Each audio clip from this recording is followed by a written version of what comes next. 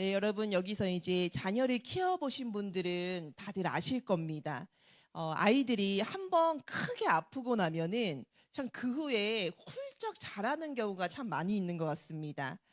며칠을 끙끙 앓던 아이가 열이 내리고 나면 커 있는 거예요. 신기한 일이죠. 아픔의 시간이 헛된 시간이 아니었던 것입니다. 그 시간을 통과하고 나면은 아이는 한 단계 더 자라나게 됩니다. 제가 얼마 전에 이 편의점에 딱 들렀다가 진열대에 놓인 이온음료 광고 하나를 보게 됐습니다. 짧은 그 광고 문구였는데 이런 문구였습니다. 멈출 것인가? 나아갈 것인가? 넘어질 것인가? 넘어설 것인가? 나를 넘어선 순간 토레타가 채워준다. 이런 네, 이런 광고 문구였는데 참 그것을 보면서 딱 뇌리에 딱 가슴에 딱 꽂힌 그 말이 뭐였냐면은 넘어설 것인가, 넘어질 것인가. 운동하는 사람들 향한 광고 문구였겠지만 참 그 문구가 계속 곱씹게 되더라고요. 보면 우리의 인생도 참 그렇지 않습니까? 우리의 신앙생활도 그렇다는 것이죠. 이 고난이라는 것은 우리를 넘어지게 만들어요. 주저앉게 만듭니다. 다시는 일어나고 싶게 만들지요.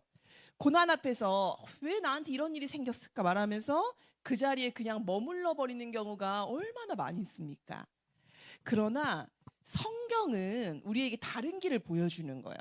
고난 앞에서 좌절하고 넘어지는 것이 아니라 그 고난을 넘어서라고 하나님은 우리에게 말씀하시고 원하신다는 것을 기억하셨으면 좋겠습니다. 그때 우리는 한 단계 성장하게 된다는 거예요. 여러분 한번 생각해 볼까요? 우리가 인생에서 한 단계 이렇게 성장했던 순간들, 한 단계 나아갔던 순간들을 떠올려 보면은 그 성장의 순간 뒤에는 반드시 고난의 시간이 있었다는 것이죠. 그냥 아무 일 없이 갑자기 성장하지 않습니다. 여러분 성장통이라는 말이 있지요. 아이들이 키가 훅 자라면은 다리가 진짜 아픕니다. 여러분 경험해 보셨지요? 저만 경험해 본 건가요? 저는 병원에 갈 정도로 다리가 많이 아팠었는데 제 이야기인가요? 그러니까 아이들이 키가 훅 자랄 때 다리가 아픈 경우도 있다고 합니다. 그래서 밤에 다리가 아픈 아이를 보면은 마음이 아프겠지만 그 아픔은 잘하고 있다는 증거죠. 성장통이니까. 여러분 우리의 인생의 고난도 참 그렇다는 것입니다. 성도는 고난 앞에서 넘어지는 존재가 아니라 그 고난을 넘어서는 존재가 되어야 될 줄로 믿습니다. 그러면 어떻게 넘어설 수 있을까? 뭐 강력한 의지, 긍정의 힘 이걸로 아닙니다. 오늘 우리는 이 성경 속에 오늘 한 여인의 모습을 통해서 그 답을 찾고자 합니다. 바로 사무엘상 1장의 한나이죠. 본문을 보면 한나에게는 한 가지 깊은 고난이 있습니다. 자녀가 없는 거예요. 너무나 깊은 고난이에요. 오늘 우리의 시대에서 보면은 자녀가 없는 건 안타까운 일이죠. 갖고 싶은데 없는 건 안타깝습니다. 그러나 그게 막 그 사람의 인생이나 존재를 흔드는 일이냐? 그렇진 않다는 거예요. 그러나 이 시대는 달라요. 자녀, 특히 아들이 없다는 것은 가문의 대가 끊기고 사회적으로는 하나님의 복에서 제외된 사람처럼 느껴지고 또한 앞으로 내가 미래에 나의 그 미래를 보장해 주는 게 없는 거예요. 당시에는 여인들이 직업을 갖기가 어려웠으니까요. 자, 그런데 이 한나의 남편에게는 또 다른 아내 분인나가 있는 거예요. 그런데 그 분인나에겐 자녀가 있었다 없었다? 있는 거예요. 우리 한번 6절 말씀 같이 읽어보겠습니다. 여호와께서 그에게 임신하지 못하게 하심으로 그의 적수인 분인나가 그를 심히 격분하게 하여 괴롭게 하더라. 분인나는 이 자녀가 있는 거예요. 많은 거예요. 그러니까 자녀 없는 한나를 끊임없이 격분했다는 거예요. 자극하고 괴롭힌 거예요. 여러분 나쁜 사람 중에 나쁜 사람이 어떤 사람이죠? 아픈 곳을 막 골라 때리는 사람들이 이게 아픈 사람, 나쁜 사람이잖아요. 근데 이 분인나가 한나의 그 가장 약한 부분, 그러지 않아도 아픈데 그 아픈 부분을 계속해서 찌르고 괴롭혔다는 거예요. 그런데 여러분 오늘 이 본문을 한번 다시 한번 자세히 한번 보십시오. 이 고난이 왜 온 것일까? 남편이 잘못해서 온 것일까? 그러면 한나의 잘못이냐? 누구에게 문제가 있느냐? 오늘 본문에서는 놀랍게도 고난이 여호와께로부터 온 것이라고 말씀을 해요. 두 번이나 연이어서. 우리 한번 5절 6절 말씀 한번 보시겠습니까? 같이 읽어보겠습니다. 여호와께서 그에게 임신하지 못하게 하시니 여호와께서 그에게 임신하지 못하게 하심으로. 여러분, 두 번이나 똑같은 말을 반복해서 이야기를 하는 거예요. 이 고난 누가 주신 것입니까? 하나님이 주셨다는 거예요. 하나님이 한나에게 아이를 못 낳게 하셨다는 거예요. 여러분, 여기서 우리는 멈춰서야 됩니다. 선하신 하나님이, 왜 사랑이신 하나님이 한나에게 이런 고난을 주시는 걸까? 왜 아이를 못 낳게 하실까? 왜 임신하지 못하게 하실까? 그 고난 속에서 아파하라고 그러시는 것일까? 그냥 괴로워하다가 인생을 끝내라고 그러시는 것일까? 아닙니다. 절대 아니죠. 왜냐하면 예레미야 애가 3장 33절에 이런 말씀을 하잖아요. 우리 한번 같이 읽어보겠습니다. 주께서 인생으로 고생하게 하시며 근심하게 하심은 본심이 아니로다. 여러분, 하나님이 고난을 주시기도 해요. 우리의 실수로 인한 고난도 있는데 하나님으로부터 오는 고난이 있어요. 근데 그 고난은 하나님의 본심이 아니라는 거예요. 다시 말해서 이 고난을 너가 당하고 이 고난 속에서 아파해라, 고통스러워해라, 이 뜻으로 주신 게 아니라는 거예요. 우리를 향한 하나님의 본심은 여러분 선하다는 것을 여러분 흔들리지 않는 믿음으로 붙잡으시기를 바랍니다. 선하신 하나님, 이게 흔들리면 안 된다는 것이죠. 그러므로 여러분, 우리가 당장에 내가 당하는 그 고난의 뜻을 알지 못한다고 하더라도 하나님이 내게 주신 것이면은 그 너머에는 반드시 하나님의 선하신 본심, 선하신 목적이 있다는 것을 믿으시기 바랍니다. 그러므로 하나님은 한나가 하나님이 주신 고난이잖아요. 그 고난 앞에 넘어져가지고 주저앉아서 거기서 인생을 끝내길 원하지 않으시는 거예요. 뭔가 있는 거예요. 뭔가가. 그래서 그 고난을 넘어가기를 원하시는 것이죠. 자, 여러분 앞에 있는 고난도 그렇다는 거예요. 그 고난이 어디에서 왔는지, 어디에서 기인했는지, 누가 허락했는지를 한번 생각해 보는 거예요. 만약에 그것이 내 잘못이 아니고 하나님이 주신 것이라면은 거기에는 분명한 하나님의 선하신 뜻이 있다는 것입니다. 하나님은 여러분이 거기서 무너지기를 원치 않으세요. 넘어지기를 원치 않으십니다. 그 고난을 넘어서 한 단계 자라나기를 바라신다는 것을 잊지 마시기를 바랍니다. 그러면 한나가 이 고난을 어떻게 넘어섰을까? 이 고난을 아주 멋지게 넘어서거든요. 한번 우리가 그것을 볼 것입니다. 먼저 첫째로 한나는 어떻게 고난을 넘어서냐면은 예배의 자리를 떠나지 않아요. 이게 첫 번째예요. 자, 본문을 보면은 이 한나의 가족들이 매년 실로로 올라가서 하나님의 성전이 있던 곳이죠. 성막이. 거기서 여호와께 제사를 드리는 장면이 나옵니다. 우리 한번 3절 상반절 말씀 같이 읽어보겠습니다. 이 사람이 매년 자기 성읍에서 나와서 실로에 올라가서 만군의 여호와께 예배하며 제사를 드렸는데, 자, 그런데 여러분 생각해 보겠습니다. 이 제사의 자리, 이 예배의 자리, 한나에게 어떤 자리였을까 한번 생각해 봅시다. 온 가족들이 다 같이 예배 드리는 거예요. 그런데 놀랍게도 그 자리에서 분인나가 한나를 가장 괴롭게 했어요. 항상 괴롭히다가 이 예배 자리 오면 다 같이 모이잖아요. 한나를 그렇게 면박주고 괴롭혔다는 거예요. 그러므로 이 예배의 자리는 한나에게 어떻게 했어요? 너무나 괴로운 자리인 거예요. 너무나 가시방석인 거예요. 한번 7절 말씀 읽어볼까요? 매년 한나가 여호와의 집에 올라갈 때마다 남편이 그같이 하매 분인나가 그를 격분시키므로 그가 울고 먹지 아니하니.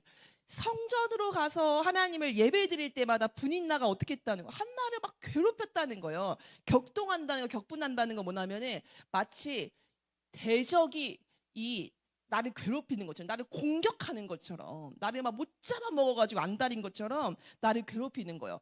그러니까 예배를 드리러 갈 때마다 한나의 상태가 어때요? 울고 먹지를 못하는, 너무 속상한 거예요. 너무 힘든 거예요. 한나에게 예배의 자리는, 여러분, 예배는 가장 큰 은혜를 받아야 되는 자리인데 동시에 어떤 자리냐면은 너무나 아파요. 이 예배를 가면 너무 힘든 거예요. 모두가 함께 모였어요. 모두 다 예배 드렸는데 그 속에서 자기는 괴로운 거예요. 그런 자리인 거예요.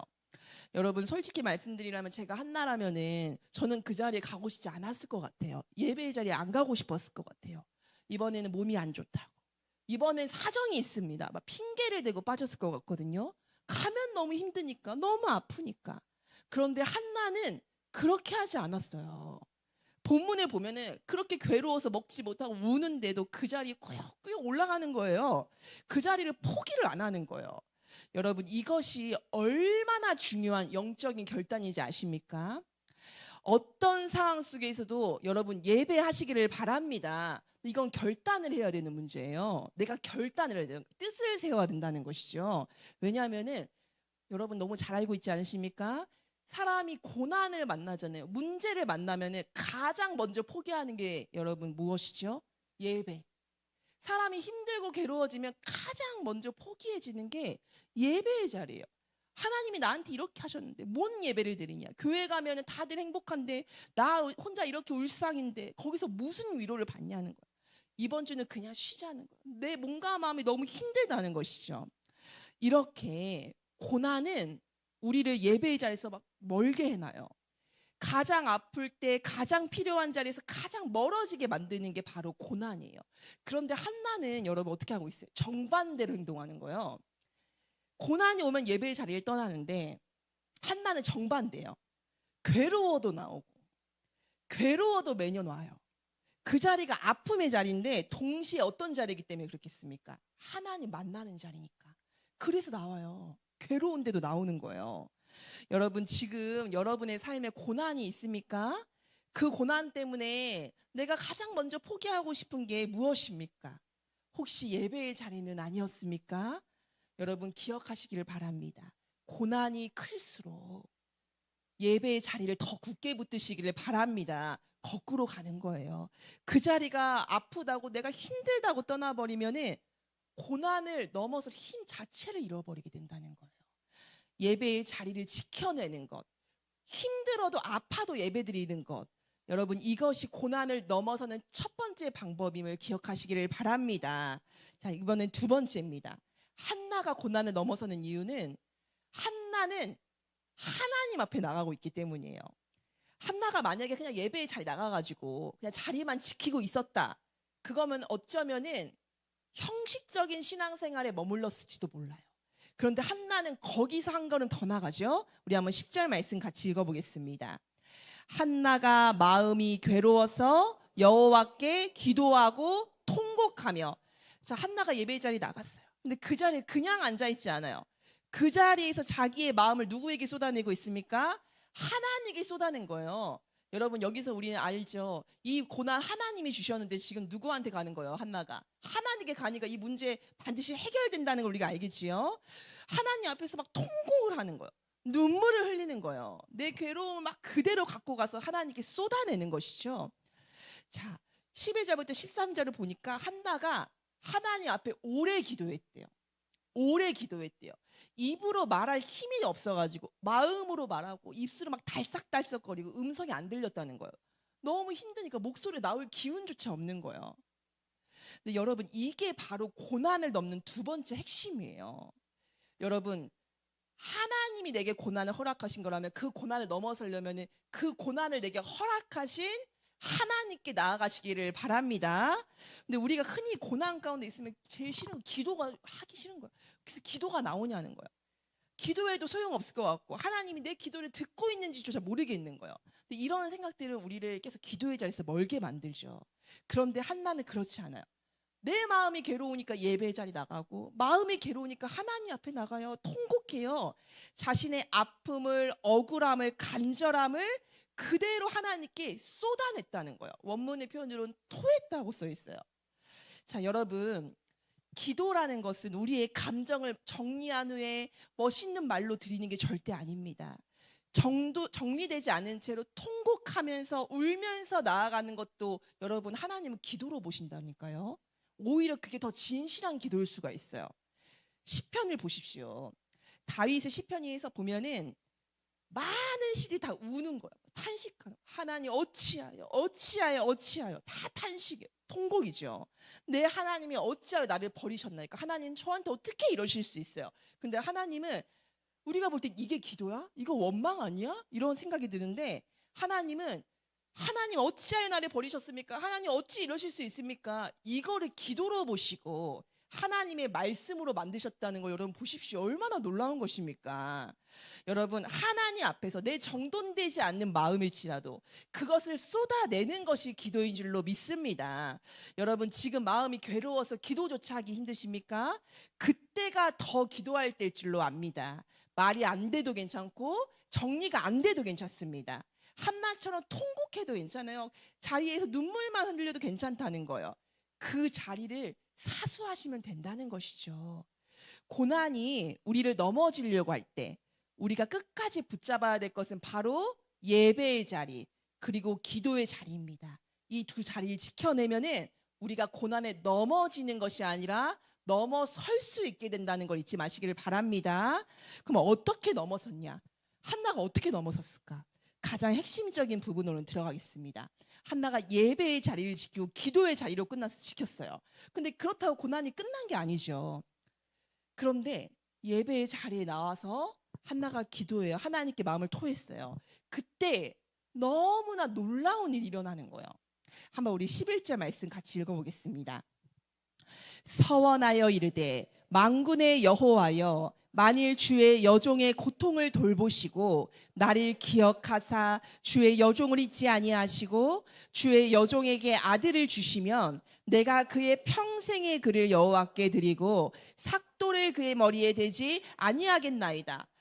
기도하던 한나의 그 입술에서 이 기도가 나오는 거예요. 하나님 아들을 내게 주시면은 제가 그 아들을 어떻게 하겠습니까? 평생 하나님께 드리겠습니다. 이런 기도가 나오는 거예요. 여러분 자녀를 그렇게 원했던 여인이에요. 근데 그 자녀를 얻으면 다시 하나님께 바치겠다는 말하고 있어요. 이거는 하나님께 바치겠다는 거는 자기가 데리고 있는다는 말이 아니라 하나님 성전에 갖다 놓을게요. 여기서 그냥 이 먹고 마시고 여기서 자라나게 할게요. 우리 집에서 안 키울게요. 이 말이거든요. 아니 그렇게 자녀를 원했던 사람이 자녀를 주시면은 내가 그 자녀 하나님 소중하게 키울게요. 내가 정말 그 내 안에서 내 품에서 떼놓지 않고 소중하게 키울게요. 이게 아니라 하나님께 드릴게요. 이렇게 기도를 하는 거잖아요. 여러분 어떤 일이 일어난 것일까? 왜 한나는 이해되지 않는 이런 기도를 하는 것이냐? 그것은 바로 여러분 한나가 오랜 시간 예배의 자리를 지키고 기도의 자리에서 통곡하면서 하나님 앞에 머물렀어요. 근데 그때 한나의 마음에 뭔가가 일어난 거예요. 바로 한나가 하나님 앞에 자기 마음을 쏟아내서 기도할 때 하나님의 마음이 한나의 마음에 부어지는 기적이 일어난 거예요. 역사가 일어난 것이죠. 우리가 기도하는 것은 어떻게 보면은 나 혼자 얘기하는 것 같아요. 근데 기도는 관계예요. 내가 하나님 앞에 마음을 쏟아내고 하나님 앞에 내 마음을 드릴 때 하나님은 자신의 마음과 자신의 뜻을 우리 가운데 알게 하시고 부어주신다는 것입니다. 여러분 기도의 신비예요. 그러면은 한나가 알게 된 하나님의 마음 어떤 것이었을까? 당시 이 본문이 쓰여진 시대적 배경을 생각해 볼까요? 사사시대의 끝자락이에요. 사사기를 여러분 읽다 보면 계속해서 반복되는 말이 있어요. 무엇이죠? 그때 이스라엘에 뭐가 없어서? 왕이 없었다는 거예요. 이것은 이스라엘에 어떤 정치적 왕이 없었다는 것을 뜻하는 것이 아니라 그들의 왕은 하나님인데 진정한 왕이신 하나님의 통치를 이스라엘이 어떻게 했다? 거부했다는 뜻이에요. 하나님을 왕으로 섬기지 않았다는 거예요. 그러다 보니까 어떤 일이 일어나요?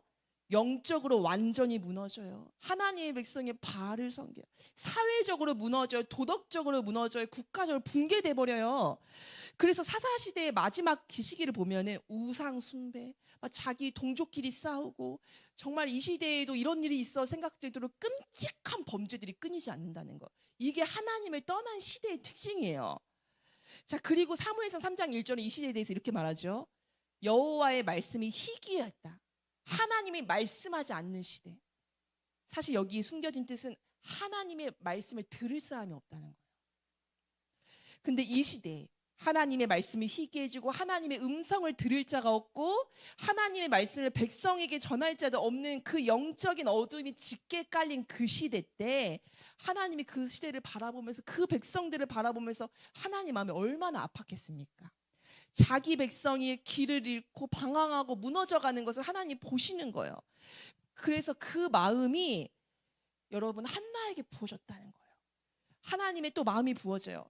이 어두운 시대에 내 목소리를 듣고 내 음성을 듣고 내 백성을 살릴 한 선지자를 찾고 계시다는 그 하나님의 뜻이 기도하는 한나에게 부어지는 일이 일어난 거예요. 그래서 여러분 한나가 이런 기도를 하는 거예요. 하나님 아들을 주시면은 하나님 그 아들 하나님께 드릴게요.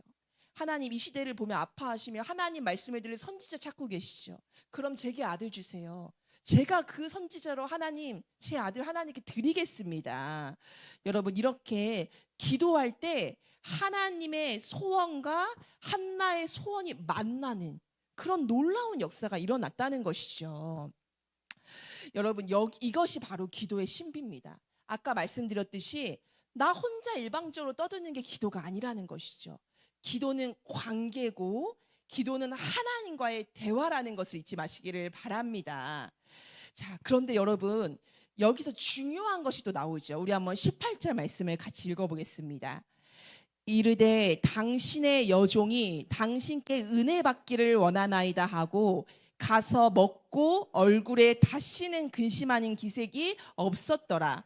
자, 하나님이 우리가 알잖아요. 사무엘서를 하나님이 한나에게 아들을 주시고 그 아들이 영적인 이 어둠을 겪고 있는 이스라엘을 다시 살리는 선지자가 되지 않습니까? 그런데 보십시오. 한나의 얼굴에 다시는 근심하는 기색이 없었던 때, 다시 말해 고난을 넘어섰을 때가 여러분 언제입니까? 아들을 낳은 후입니까? 아니죠. 본문에 보니까 어때요? 여전히 자녀가 없어요. 분인나는 여전히 그 자리에 있어요. 그런데 기도하고 하나님의 마음을 알게 된 그 순간에 더 이상 한나의 얼굴에 무엇이 없었다? 근심하는 기색이 없었다는 거예요. 상황은 그대로예요. 아직 아들 없어요. 환경은 그대로예요. 그런데 이미 한나가 어떻게 된 거예요? 고난을 넘어서 버린 거예요. 기도하니까 하나님 마음과 뜻을 알게 되니까 이 고난을 넘어서 버리게 돼요. 상황을 다르게 해석하게 되는 것이죠. 여러분 우리는 보통 문제가 해결돼야지 내 눈에 보이는 응답이 와야지 상황이 바뀌어야지 고난 넘었다고 생각하거든요. 그런데 그게 아니라는 거예요. 여러분 고난은 그대로일지만 문제가 그대로고 상황이 바뀔지라도 우리가 기도할 때 하나님의 뜻과 마음을 알게 되면은 여러분 내 안에 평안이 찾아오게 되고 그 순간 우리는 고난을 넘어서는 인생이 된다는 것을 잊지 마시기를 바랍니다. 여러분 이 시간 우리가 말씀을 정리하겠습니다. 한나에게는 고난이 있었어요. 그러나 한나는 첫째로 예배의 자리를 떠나지 않고 둘째로 하나님 앞에 마음을 쏟아냄으로써 셋째 하나님의 마음을 알게 되고 자신의 소원과 하나님의 소원이 하나로 합쳐드리는 기도를 드리게 됐죠. 그리고 그 결과 상황이 바뀌기도 전에 이미 그녀의 얼굴에서 수심이 사라지는 것을 보게 됩니다. 여러분 어떤 여러분 고난을 겪고 계십니까? 그 고난 앞에서 여러분 자신에게 질문했으면 좋겠습니다. 넘어질 것인가? 넘어설 것인가? 여러분 질문해 보시기를 바랍니다. 여러분 오늘 한나가 알려준 대로 여러분 내가 힘들고 괴로울 때라도 예배의 자리에 나오고 하나님 앞에 우리의 마음을 다 쏟아내음으로써 하나님의 마음과 뜻을 알게 되므로 우리 앞에 놓여진 고난을 넘어서고 신앙적으로 한 단계 도약하고 성장하는 나아가는 이곳에 모인 저희 모두가 되었으면 좋겠습니다. 그리하여 하나님이 예비하신 복된 결말로 나아가는 저와 성도님들이 되시기를 주님의 이름으로 축복하고 소망합니다.